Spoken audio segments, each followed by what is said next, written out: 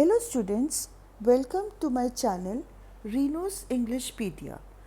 Today we are going to do the topic Letters to the Editor. But before we do this topic, you should try and see my previous video, that is Let's Write. It will help you get a comprehensive view of what is required before you write any topic. It will also provide you the required vocabulary. Before we get down to the topic letters to the editor, we must know the different kinds of letter. There are basically two types of letter, the formal letters and the informal letters. The letter to the editor is always a formal letter. The basic difference between a formal and an informal letter lies in its layout, its content and its language. The language is chatty in an informal letter, whereas the formal letter is to the point. Generally, the format of a formal letter must include the following points. It must have a sender's address, the date, the receiver's address, salutation, subject, body, and complimentary close. Although all of us know how to write the address, but there are certain points we must know how to keep in mind. We should proceed from the smallest to the largest. That is, the first thing that we should write is the house number, followed by the name of the society or the building. Next comes the area, followed by city, state, and so on. The next confusion arises when we are writing the date. We tend to think that we are wrong when we write the date first, followed by the month and the year. Sometimes we also write the month first, followed by the date, the comma, and the year. Both are acceptable by the board. While writing the salutation, we do not need to write dear, and the subject must be precise and to the point. It should be written in very brief. The body of the letter has to be gradually developed. If we are dealing with a problem, then the mnemonic we should remember is PRESC. The full form of PRESC is P stands for problems, R stands for reason, E stands for effects, S solutions, and C conclusions.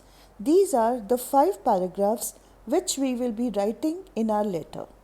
However, if we are writing a letter which deals with a situation, then the mnemonic SADS needs to be followed. S stands for situation, A for advantages, D for disadvantages, and S stands for either solutions or conclusion. The basic difference between a problem and a situation is that a problem has no advantage. On the other hand, a situation may be favorable or unfavorable, but there are always some advantages to it. For example, the difference between pollution and population. Pollution is a problem to which there are no advantages. On the other hand, population is a situation, a problem which does have some advantage. That is why it will come under the heading of situation.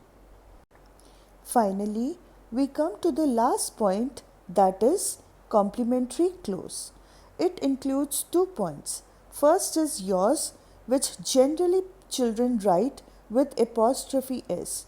Please remember, no apostrophe is required in yours.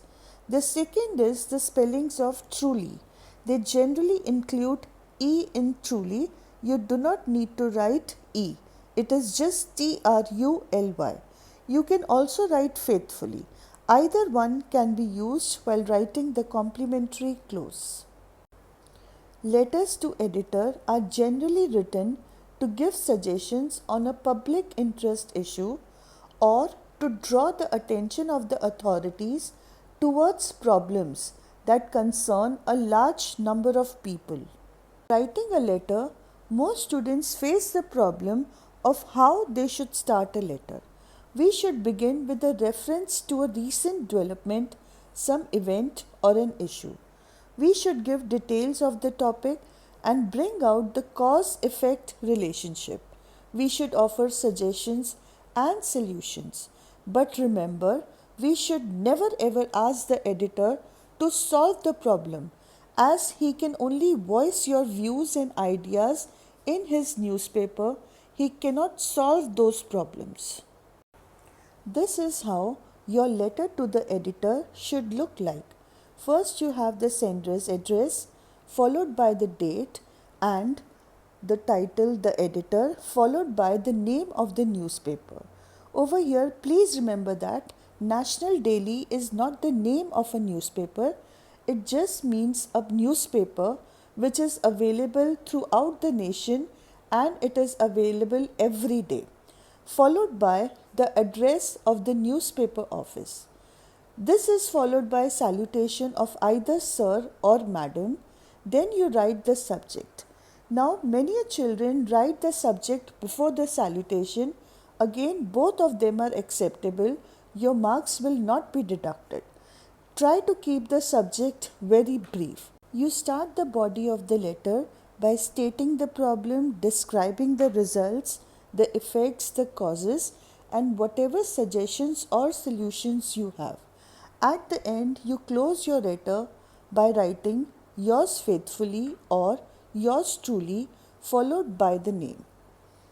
I hope that now all your doubts must be clarified and you must now be eager to write a letter to the editor. I hope that you liked my video. Please do not forget to like, share and subscribe to Reno's Englishpedia. Stay tuned for further videos on writing and grammar. Thank you.